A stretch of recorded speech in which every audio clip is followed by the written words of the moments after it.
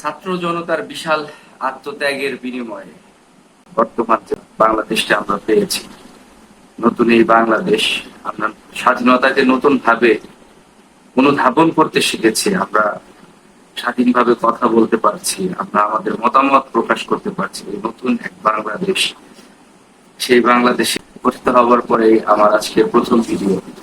কথা বলার শুরুতেই আমাদের বিগত আন্দোলনে শহীদ হওয়া প্রতিটি শহীদের বিদেহী আত্মার মাগফিরাত কামনা করছি, এবং যারা এই আন্দোলন সংগ্রাম করতে গিয়ে আহত হয়ে হাসপাতালের বেডে এখন শুয়ে আছে, প্রতিটা মানুষের দ্রুত সুস্থতা কামনা করছি।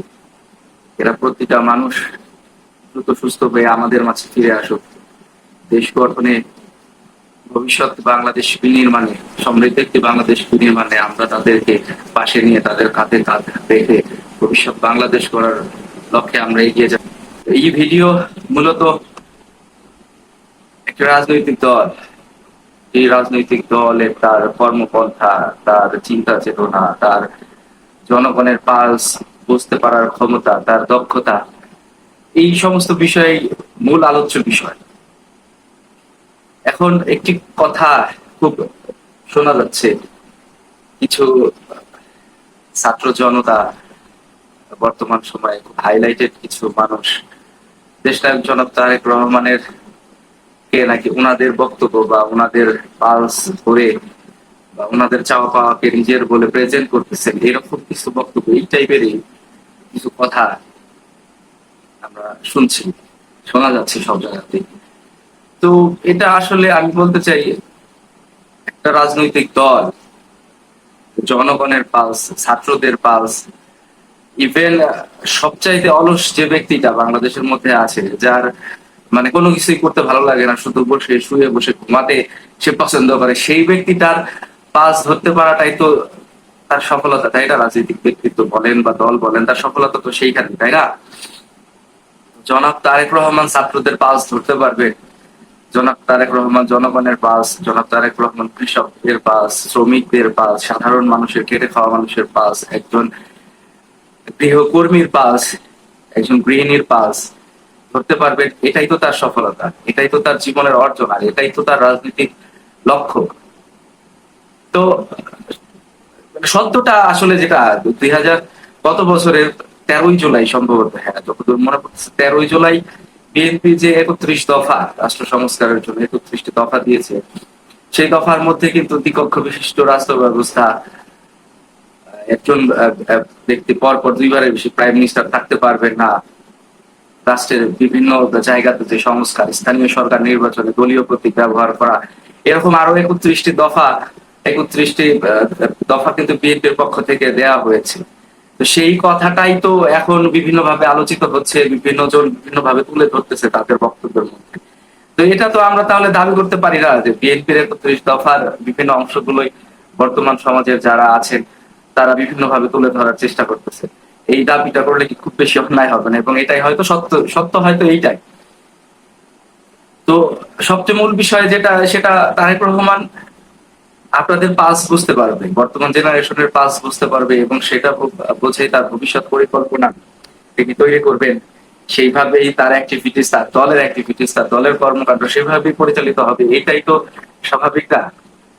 বিএনপি কাদের দল? বিএনপি তো সাধারণ জনগণের দল।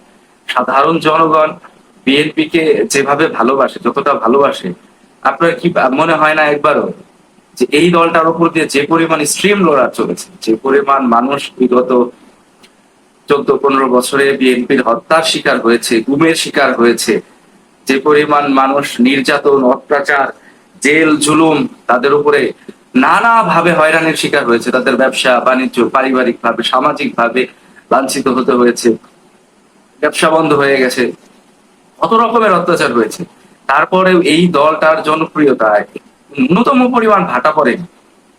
কেন ভাটা পড়েনি?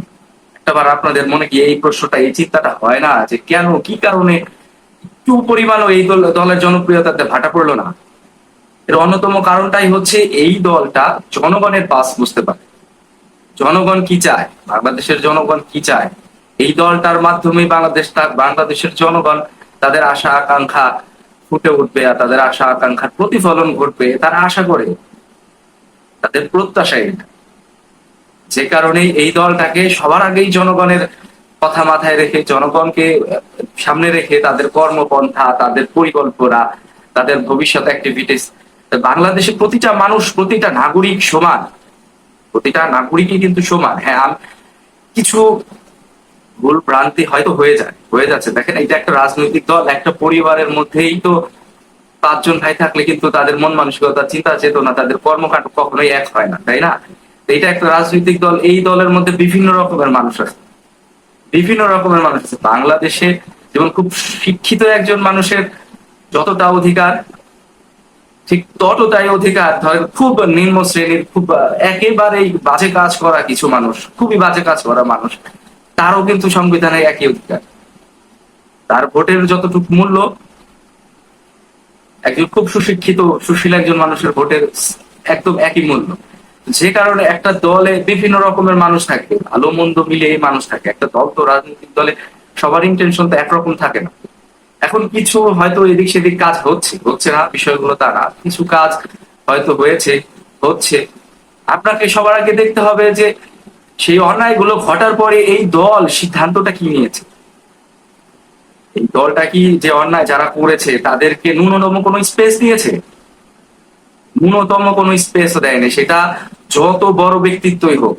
সালাউদ্দিন আহমেদের মতন লোক, স্থায়ী কমিটির উনি একজন সদস্য, উনি গুম হয়েছিলেন, দীর্ঘদিন দেশের বাইরে থাকতে হয়েছে ওনাকে, দীর্ঘদিন থাকতে হয়েছে। সেই মানুষ ইন্টেনশনালি করে নাই, বোঝা যায়। আমার মতন একজন মানুষ ইন্টেনশনালি করে না। উনি একটা জায়গায় গিয়েছেন, অনেকগুলো গাড়ি এসেছে, সেখানে একটা গাড়িতে উনি চড়ে বসতেই পারেন, উনি জানেন না। এটাই স্বাভাবিক। এটা আপনি চিন্তা করেন, আপনি এই জায়গায় ছিলেন, আপনি জানবেন না আপনি কোন গাড়িতে উঠতেছেন, কার গাড়িতে উঠতেছেন, কোন টাকার গাড়ি, আপনি জানবেন না। কোনোভাবেই এটা আমি বিশ্বাস করি যে উনি ইন্টেনশনালি করেননি। কিন্তু তারপরেও কি হয়েছে, ওনার কাছে কিন্তু জবাব চাওয়া হয়েছে দলের পক্ষ থেকে। এরকম অনেকের ক্ষেত্রে হয়েছে না? আমরা অনেক গুরুত্বপূর্ণ নেতাদের দেখতে পারি না বিগত আন্দোলন সংগ্রামে, যারা ফরেন পলিসি দেখেছে, মাঠে যারা গুরুত্বপূর্ণ ভূমিকা পালন করেছে, একদম রাজপথে থেকে সংগ্রাম করেছে, এই সমস্ত মানুষদের পোস্ট কিন্তু অব্যাহতি দেওয়া হয়েছে, তাদের পদবি থেকে তাদেরকে অব্যাহতি দেওয়া হয়েছে। হয়তো তারা ওই সমস্ত অ্যাক্টিভিটিস এর সাথে সরাসরি জড়িত ছিলেন। কিছু মানুষকে বহিষ্কার করা হয়েছে তাদের অন্যায়ের কারণে, যথোপযুক্ত প্রমাণ পাওয়া গিয়েছে, বহিষ্কার করা হয়েছে। এত বড় একটা রাজনৈতিক দলে বিভিন্ন রকমের মানুষ থাকবে, এটাই স্বাভাবিক। আর ওই যে বললাম, এটা তো বাস্তবতা। বাংলাদেশের প্রতিটা মানুষের ভোটের অধিকার আছে, প্রতিটা মানুষের রাজনীতি করার অধিকার আছে, একটা দলকে পছন্দ করার অধিকার আছে। আপনি চাপিয়ে দিতে পারবেন না, কারোর উপরে চাপিয়ে দিতে পারবেন না তোমাকে এই দলই করতে হবে, না তুমি কোনোভাবে এই দল করতে পারবে না। কোনো দল বলে না, এটা বলতে পারে না, কাউকেই বলতে পারবে না। কিন্তু সেই ব্যক্তিটার অন্যায় দল প্রশ্রয় দিচ্ছে কি, এটা হচ্ছে সবচাইতে ভাইটাল পয়েন্ট। বিএনপি এতটাই মানে জনগণের পক্ষে, জনগণের জন্য কথা বলে যাচ্ছে, কাজ করে যাচ্ছে, একদম স্পষ্ট বোঝা যায় না, জিনিসগুলো স্পষ্ট ভাবে বোঝা যায় কিভাবে খুব দ্রুত সময়ের মধ্যে প্রত্যেকটা স্টেপ নেওয়া হচ্ছে। একদম শুরুর দিকের একটা ঘটনা আমার মনে পড়ে গেল, হঠাৎ কথা বলতেছে। ঢাকায় কিছু এলাকায় সম্ভবত কিছু খাস জমি বা এই টাইপের কিছু জমিকে একদম দেশ স্বাধীন হবার, আমাদের দ্বিতীয় স্বাধীনতা এটা হওয়ার পর পরই নাকি বিএনপির পার্টি অফিসের নামে ব্যানার ট্যানার করে এগুলোরে অনেকটা দখলের চেষ্টা করা হয়েছিল। আমিন ভাই সেখানে দ্রুত ছুটে যে সেগুলোকে আবার রং করে মুছে সেগুলো যে যে যে কাজে ব্যবহৃত হয় সেই কাজে ব্যবহৃত হওয়ার যে ব্যবস্থা নিয়েছিল, সাথে সাথে একদম উনি শোনার সাথে সাথে আমি তো ফেসবুক স্ট্যাটাসের মাধ্যমে জানতে পেরেছিলাম, আমাদের রাশেদ ভাই স্ট্যাটাসটা দিয়েছিলেন। এই যে উদ্যোগ, এই যে সাথে সাথেই একটা জিনিস উনি নাকি বলেও ছিলেন, যে রাশেদ ভাইয়ের সাথে কথা হয়েছিল, স্ট্যাটাস রেখেছিলাম যে রাশেদ অনেক কষ্টে পাওয়া স্বাধীনতা, কোনো কারো বাজে কর্মকাণ্ডের কারণে এটাকে হাতছাড়া করা যাবে না। এই যে চিন্তাটা, জনগণের দেশ, জনগণের কথাই সবার আগে প্রায়োরিটি পাবে। জনগণের মধ্যেই তো ছাত্র শ্রমিক সবকিছু, তাই না? ছাত্রদের পাশ জনাব তারেক রহমান বসবে, জাতীয়তাবাদী দল বসবে, এটাই তো সত্য, এটাই একদম ধ্রুব সত্য। তাই আমার মানে সকলের প্রতি একটা আহ্বান থাকবে, আপনারা বলেন, আপনারা আপনাদের আপনাদের কথা বলেন, আমরাও আমাদের কথা বলি। দেশটার জন্য, দেশের জন্য যেটা ভালো, দেশের জন্য যেটা ভালো সবার কাছ থেকে নিয়ে আমরা সেটা করার চেষ্টা করি, সেইভাবে নিজেদেরকে গড়ে তুলি। বাংলাদেশটা তো আমাদের সবার, সবাইকে নিয়েই আমরা সামনে এগিয়ে যাব। সবার অংশীদারিত্ব থাকবে বাংলাদেশের ভবিষ্যৎ, বাংলাদেশ বিনির্মাণে সবার অংশীদারিত্ব থাকবে। এই অংশী এটা কারো একার কৃতিত্ব যেমন নয়, তেমন এই দেশ ভবিষ্যতে গড়ার ক্ষেত্রে কেউ একাই কাজ করবে না, সবাই মিলেই কাজ করবে। জনাব তারেক রহমান জাতীয়তাবাদী দল বাংলাদেশের সব মানুষকে সাথে নিয়ে, সবার বুদ্ধি পরামর্শ নিয়ে বা ভবিষ্যৎ বাংলাদেশকে পরিচালিত করবেন, এটা আমাদের বিশ্বাস। আমরা বিশ্বাস করি এইভাবেই পরিচালিত হবে ইনশাআল্লাহ। সকলের প্রতি আহ্বান থাকবে, আপনারা বাংলাদেশকে কিভাবে ভবিষ্যতে সামনে একটা মর্যাদাবান রাষ্ট্র হিসেবে, একটা রাষ্ট্র, স্বাধীন রাষ্ট্র আছে, যে মর্যাদাবান রাষ্ট্র হিসেবে পৃথিবীর ভিতরে রোল মডেল প্লে করা যায়, রোল মডেল হিসেবে কিভাবে রাখা যায়। আমরা সিঙ্গাপুর, মালয়েশিয়া, ইউরোপের বিভিন্ন কান্ট্রি উদাহরণ দিতে চাই না, আমরা বাংলাদেশকে উদাহরণ হিসেবে দেখাতে চাই। আমাদের আশেপাশে সারা পৃথিবীতে বাংলাদেশকে উদাহরণ হিসেবে মানুষ বাংলাদেশের উদাহরণ দিব, অলরেডি দিচ্ছে। এটা আমাদের অনেক বড় অ্যাচিভমেন্ট। আমাদের এই যে বিগত আন্দোলন, ছাত্র জনতার যে আন্দোলন, এটা আমাদের অনেক বড় অ্যাচিভমেন্ট। এটা ইন্সপায়ার, সারা পৃথিবীর ছাত্ররা ইন্সপায়ার্ড হচ্ছে, তারা তাদের অধিকার নিয়ে কাজ করছে, কথা বলতেছে। তারা উদাহরণ হিসেবে বাংলাদেশের এই সমসাময়িক আন্দোলনকে তারা সামনে আনছে। তো এটা আমাদের জন্য যেমন অর্জন, ভবিষ্যৎ সমৃদ্ধি একটি বাংলাদেশ আমাদের সামনে আসবে, সেই বাংলাদেশটাও যেন সবার কাছে রোল মডেল হিসেবে থাকতে পারে, সেটাও আমাদের একটা অর্জন হবে। এবং সেই অর্জনে আমাদের সকলের সহযোগিতা আমরা কামনা করতেছি। আপনারা সবাই আমাদেরকে সহযোগিতা করবেন। ধন্যবাদ সবাইকে, সবাই ভালো থাকবেন।